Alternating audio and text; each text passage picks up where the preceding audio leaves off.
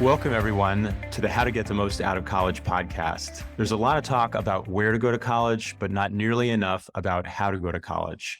And it's the everyday decisions that drive your success. I'm your host, Elliot Felix. I've been a consultant to more than 100 colleges and universities, helping them improve their student experience. And I'm the author of How to Get the Most Out of College, where I take what I've learned about how college works and make it work for you. So one of the things I love about the college experience is that it's not just about papers and tests, but more and more students get the chance to make things, to do projects that have impact, working with a community group, doing a performance, creating a prototype, giving a presentation. This is such an important part of the experience because how you get things out of your head and onto the page and out into the world so that you can get feedback and you can make them better is such an important way to learn and to live. And I'm super excited to have an expert in this to chat with today, Scott Witthoft, who's a designer, an educator, an author, the author of This is a Prototype, the co-author of Make Space, formerly with the Stanford d.school and UT Austin, and an all-around great thinker and maker. Ready to dive in. Welcome, Scott. Thanks, Elliot. Super cool to be here talking with you. How did you get started on this whole making, thinking, prototyping gig? It's a little bit of a long and winding road, thanks to the Beatles. I'd been making things, I guess I'm one of those kids that was always making things when they were a kid.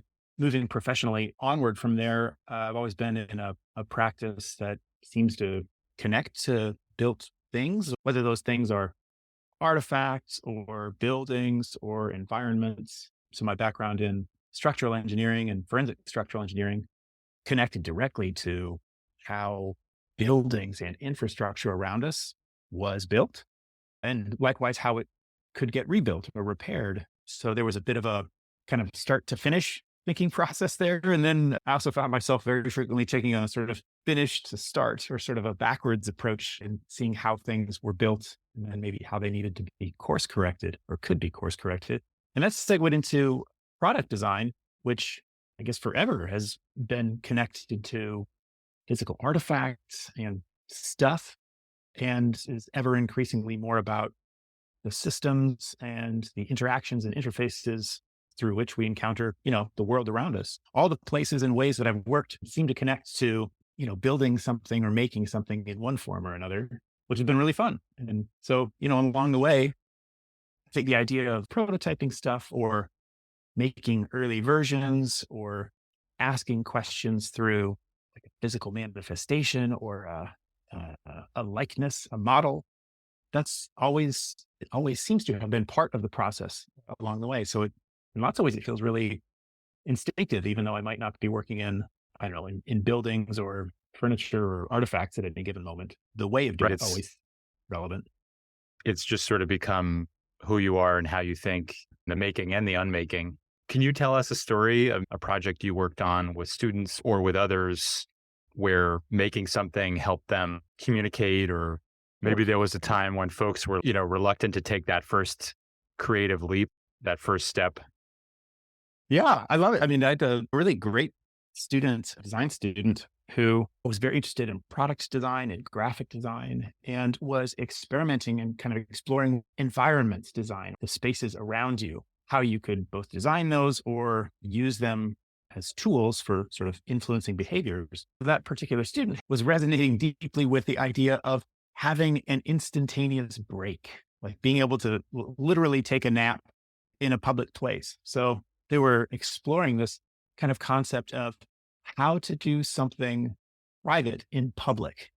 It's kind of an abstract concept, but something that they latched onto right away because they were an excited furniture builder was, oh, I'm going to make like a couch for the street corner. For someone who's never made a couch before and has never done anything in public, that's kind of a wild and zany concept. Yeah. It seems fun. And I'm watching it as an educator, like, oh, that's cool. I really dig this excitement.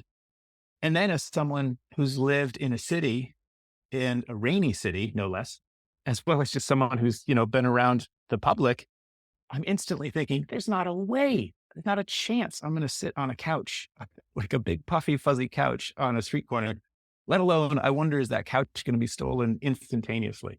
So I'm just watching that. And, the student started to sort of draw out in a prototyping kind of way, storyboarding out the experience of building the thing. So that was one. And then storyboarding out the experience of how am I going to get this out into the field, so to speak? How am I get it out on the street? And what's the experience going to be like? Or what's the engagement going to be? And so something that was super cool about that was I was watching almost in the same kind of sequential curiosity process of storyboarding inform, what the student was making or would make. And then they made a version, time constraints said, oh, it didn't get to look the way that they wanted it to, and it wasn't plush or it was big or whatever. It didn't have all the features. So that in a way, they were starting with their final solution. They were starting with the one thing they wanted it to be. And, despite the sort of best attempt at planning it out and sequentially sort of building this, they kind of pole vaulted past the discovery and said, oh, here's the one thing I want to make, this almost like art piece. I'm going to stick it out on the street and I'm going to pretend that that's design or that I'm understanding what people are trying to do with it. That kind of, I would almost call that premature failure. They turned that failure around and said, oh, what were the aspects or what were the details I was trying to dig into with that thing? What is it like? What does it mean to try to do something private in public? It doesn't have to be a couch. It doesn't have to be manifested in a couch. What are other ways you could explore that? So that sort of retroactive or like back calculating of questions from the failure led that student down another path and a much more sort of nuanced approach in trying out a suite of experiences that weren't so product based, but more about trying to invite people to take kind of micro breaks in the midst of an otherwise sort of bustling activity. And it turned into like a really robust kind of suite of design explorations and space interventions that I don't think, in fact, I know we're not like where the student kind of had wanted the work to go originally, but they also led to sort of a body of discovery that the student had not even perceived could be possible. So there was this micro disappointment that led to like a macro discovery and in a way, a more enjoyable, if you want to call it that, like a more enjoyable and certainly a more informed experience for that student as a designer after the fact. That's really cool. There's so much wisdom and so many lessons that you can unpack from that story. I mean, I heard the idea of first doing a storyboard to get a sense of what you're thinking about. So get something out of your head and onto the page, and then build the thing and put it in situ to test it. And then don't just put it out there, but observe it, and see how other people are reacting to it, and then reflect what's working, what isn't working, where did I face plant and where did I succeed? Staying loose, staying open so that you can then pivot or you can, refine based on your reflection. That's a pretty good playbook for making things. What would you add to that? What are some of your tips when you're trying to get students to make things, to be creative, to stay loose, to stay open, to reflect? That particular student was a great example of someone who was very well versed in doing graphic design and screen design, had great capabilities of that. It was also their go-to or their first choice. So when it came time to maybe design or consider a space, like a physical space, and the lives of people outside of their screens, it was something they couldn't only find through screens. It's a long way of saying that student really benefited, I'd say, and primarily benefited from going out into the world to fully sensorially use their senses to engage their work and to understand their work. Meaning a couch has weight. It physically takes effort to bring a couch down a set of stairs and to go place it across the street. You have to wait at a stoplight. There's traffic. There's people there. Oh, by the way, it rains. And, there's voices. You're confused. All those things are not evident until they are. And so I think the big tip there would be if you have a chance, you should and you must maybe even get outside your kind of fixed physical environment. Maybe that might be your default medium of working graphically, and seeing how your work actually is engaged by others. What is the environment in which they're engaging your work? What is the life moment in which those people are engaging your work. Is it in a stressful moment? Is it while they're in transit? Is it under a shelter? Is it, while they're driving?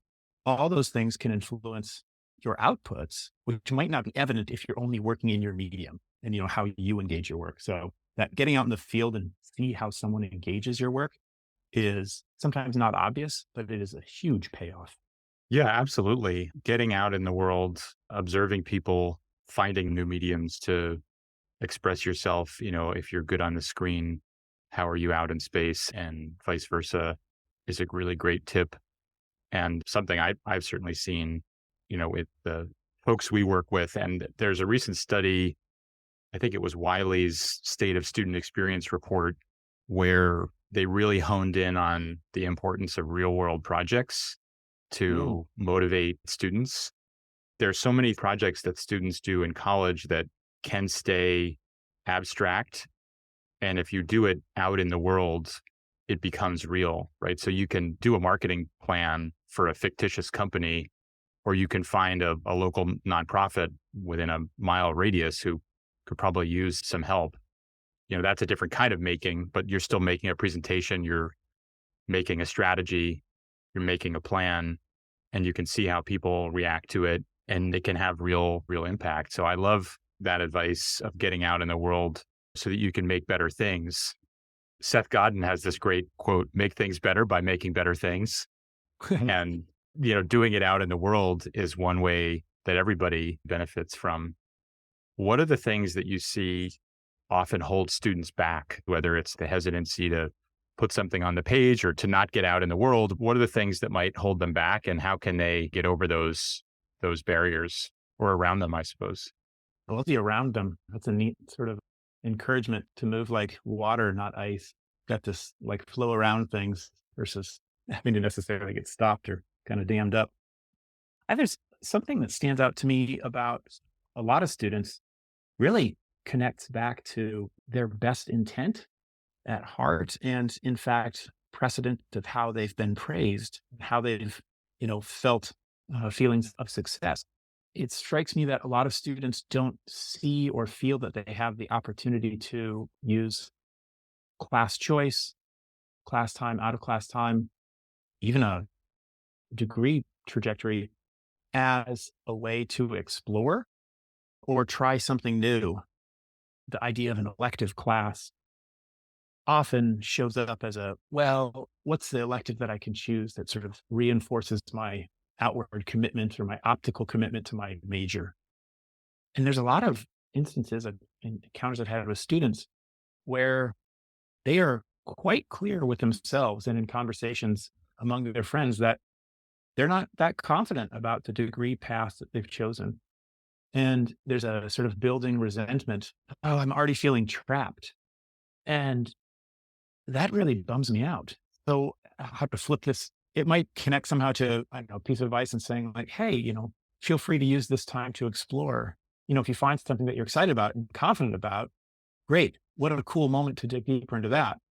But at the same time, you will have continual opportunities throughout your life to change course. And in fact, you might be forced to change course. So the better you are at it now, the better you will be at it in the future when you change job location, or I don't know, start a new business or pivot your business or want to move to a new city, town, country, whatever. And in the past couple of years, I've seen a lot of students do something that I thought was kind of brave and exciting, which was in their summertime, they said, I want to get some work experience. And here's something I don't know if I like. And in fact, I kind of think I might not like it. But they took an internship, not with a plan to actively dislike it, but with a plan of curiosity. And they said, oh, with this moment, I'm actually going to try out this work. I'm going to try working in, a professional context. And I'm going to pay attention to what I liked about it and what I didn't like about it. And I'm going to use those details to help me make a better choice for the next thing I do. And I thought, man, what a cool opportunity and a cool constraint of a summer or an internship or a project. You don't have to love it necessarily for your future for the rest of your life, but it's a great opportunity to start to kind of deconstruct and pick out the things that you really do like I like working with people. I like working by myself. I like working in physical products. I like working in, I don't know, commerce or education, whatever. You can start to pick out these details that better equip yourself to make more informed and more confident choices the next time you have an opportunity to make a choice. I think that's really great advice. And, we started off talking about making, but in a way, we've ended up with a three-legged stool: making, observing, and exploring, because you're making things and then you're exploring things by making things. But along the way, you're observing things, what you like and what you dislike, how it relates to your strengths or areas you might want to grow, how people are interacting with the things you're making, whether it's a presentation or a prototype or a couch. And that's sort of the virtuous cycle of the making, observing, and exploring. And they kind of go together and they make for a great student experience, and one that helps you try out and puts you on a career path, leads to a more fulfilling life and work. So really appreciate your insights, Scott. And I hope folks check out your books, This is a Prototype and Make Space. They both put this thinking into action, and there's a lot to learn from there. Thanks so much, Elliot. I really appreciated being with you. Absolutely. Thanks, everyone, for listening. Remember to subscribe, rate, and review us wherever you get your podcasts. And check out elliottfelix.com for all the episodes and the articles I've written, talks I've given, and more information about the book.